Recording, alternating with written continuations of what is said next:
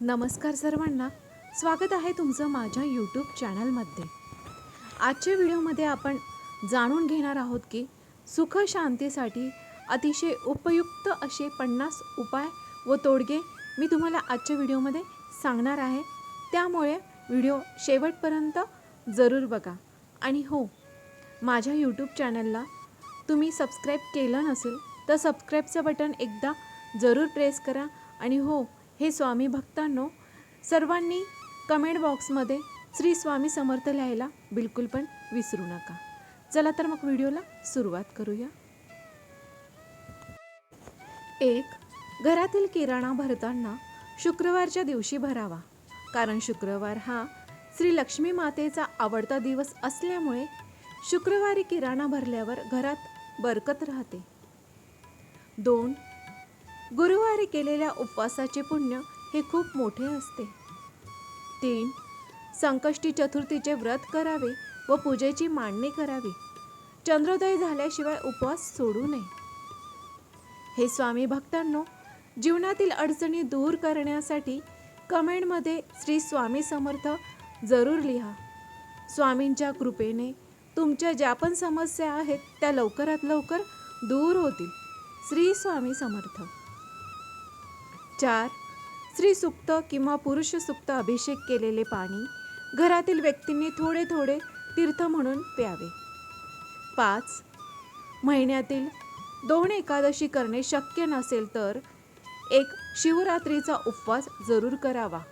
यामुळे 24 एकादशीचे पुण्य हे प्राप्त होते. 6. पुरुषांनी सोमवार व शनिवार यांपैकी एक दिवशी तरी उपवास करावा. 7. दक्षिण किंवा वायव्य दिशा कचऱ्याचा डब्बा ठेवण्यास योग्य दिशा आहे. 8. महिन्यातून एक वेळेस पाण्यात कापूर टाकून पाणी उकळावे आणि या पाण्याने घर ऑफिस पुसावे. यामुळे सर्व नकारात्मक ऊर्जा ह्या नष्ट होतील, पैसे येण्याचे मार्ग मोकळे होतील. 9. नवीन दागिना गुरुपुष्यामृत योग, पौर्णिमा किंवा शुक्रवारच्या दिवशी खरेदी करावा. 10. घरामध्ये बंद पडलेले घड्याळ दुरुस्त करावे. 11. टॉयलेट बाथरूममध्ये तुरटी, मीठ, कापूर ठेवावा. 12. तुमच्या घरी झाडांना नियमित पाणी जरूर घालावे, झाडे सुकू देऊ नका. 13. घरामधील लादी पुसताना गोमूत्र, हळद यांचा वापर करावा. 14. मुख्य दरवाजाच्या डावीकडे नित्य नियमाने दिवा जरूर लावावा. 15. घरात तुळस असावी. 16. घरात सकाळी संध्याकाळी धूप, अगरबत्ती, दिवा जरूर लावावा. 17. घरामध्ये दिवसा झोपू नये. 18. पश्चिमेला पाय तर पूर्वेकडे डोके करून झोपावे. 19. किचन प्लॅटफॉर्म काळ्या रंगाचा नसावा. 20. दिवा लावताना 2 वातीची एक वात करूनच लावावी. 21. घराबाहेर जाताना देवाचं दर्शन घेऊन देवांना आपल्यासोबत चला अशी प्रार्थना करून बाहेर जा आणि आल्यावर पुन्हा दर्शन करा. 22. नशिबाने स्वामी सेवक झालो आहोत तर 108 स्वामी समर्थ सारामृताचे पारायण नक्की करावे. 23. श्री दत्त जयंतीला गुरुचरित्राचे पारायण जरूर करावे. 24.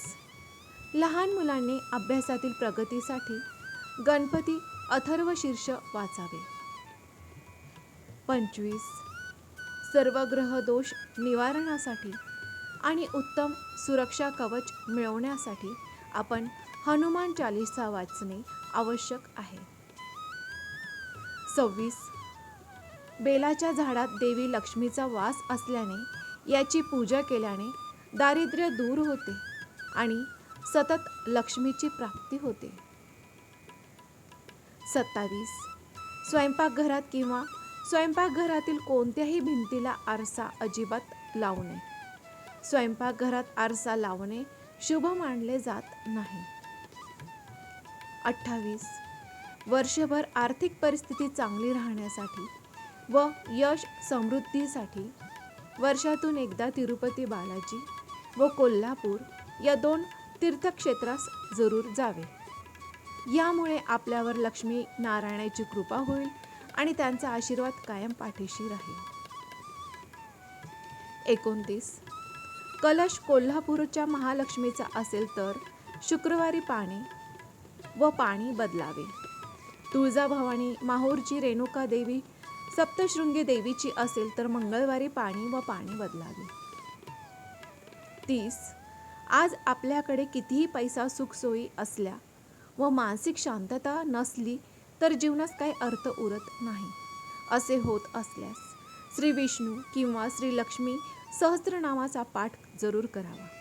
घरात शांतता नांदेल आणि प्रसन्न वाटेल. 31. आज अनेक लोक देवाची उपासना करतात, जप करतात आणि दैनंदिन आयुष्यात लोकांची मने दुखवतात, वाईट बोलतात. यामुळे केलेली उपासना निष्फळ ठरते आणि साधना वाया जाते.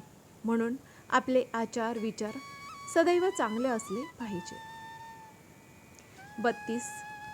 घरामध्ये कधीही चप्पल बूट उलटे ठेवू नये. यामुळे शनिदोष वाढतात. यासोबतच घरात नेहमी कटकट होते. 33. सकाळी सकाळी घरामध्ये अस्वच्छता राहणार नाही याकडे विशेष लक्ष द्यावे.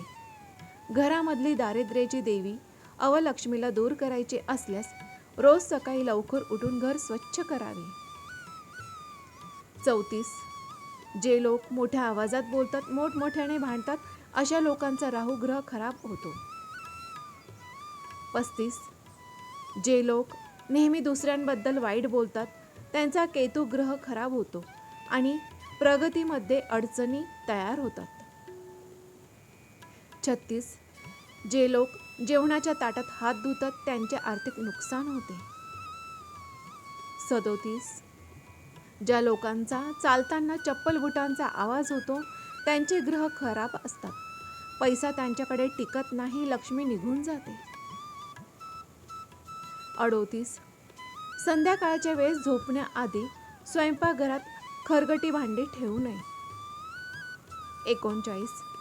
रात्री झोपताना काही जणांना केस मोकळे सोडून झोपायची सवय असते. केस मोकळे सोडून झोपणे अशुभ असते. 40. बंद गॅसवर शेगडीवर कोणतेही रिकामे भांडे ठेवू नये. 41. रात्री झोपताना व सकाळी उठल्यावर लगेच स्वतःचा चेहरा आरशामध्ये पाहू नये. 42. घराच्या मुख्य दरवाजावर दोन्ही बाजूला स्वस्तिकचे चिन्ह काढावे. 43. सकाळच्या वेळी घरात गणपती स्तोत्र, गायत्री मंत्र, महालक्ष्मी स्तोत्र यांचे पठण करावे. शक्य नसेल तर मोबाईलवर ऐकावे. 44. आपल्या घरात येणाऱ्या कोणत्याही व्यक्तीस कधीही नाराज किंवा अपमानित करून पाठवू नये. शक्य असल्यास अल्प उपहार देऊन किंवा त्यांना काही मदत हवी असल्यास शक्य असल्यास ती करावी. पण मदत शक्य नसल्यास तर योग्य शब्दात सांगून निरोप द्यावा. 45. घर हे नेहमी धान्याने भरलेले असावे. घरामध्ये लागणाऱ्या वस्तू, किराणा धान्य हे किमान 7 दिवसांचे, 15 दिवसांचे किंवा 1 महिन्याचे भरून ठेवावे. आज आणायचे आणि आज बनवायचे आणि आज खायचे असे करू नये. 46. घरातील काही व्यक्तींमध्ये समजा काही कारणाने वाद जरी असतील तरी घरात कोणालाही जाणून बुजून त्रास देणे, उपाशी ठेवणे असे प्रकार स्वतःच्या बाजूने टाळावे. शांतपणे आपण आपली जबाबदारी पार पाडत राहावी. काही समस्या हा येणारा काळ सोडवतो, त्यामुळे सतत वाद होणार नाही याची काळजी घ्यावी. 47. घरामध्ये मोकळी हवा आणि सूर्यप्रकाश येऊ द्यावा. घर सतत बंदिस्त ठेवू नये. 48. बुधवारी आणि शनिवारी पिंपळाच्या झाडाखाली मोहरीच्या तेलाचा दिवा लावावा. घरी येऊन पितृस्तोत्राचे पठण करावे. 49. घरावर कोणतेही आर्थिक संकट आले असेल, मंगळवार किंवा शनिवारी मारुती मंदिरात जाऊन मोहरीच्या तेलात 2 लवंग टाकून दिवा लावावा. त्यामुळे घरावरील संकट दूर होण्यास मदत होते. 50. एकादशीचे व्रत करा. जर हे जमत नसेल तर त्या दिवशी भात खाऊ नका. अशा प्रकारे हे स्वामी भक्तांनो, हा व्हिडिओ इथेच समाप्त होतो. भेटूया अशा छान माहितीसोबत पुढच्या व्हिडिओमध्ये. आणि हो, हे स्वामी भक्तांनो, माझ्या यूट्यूब चॅनलला सबस्क्राईब जरूर करा. व्हिडिओला लाईक करायला विसरू नका.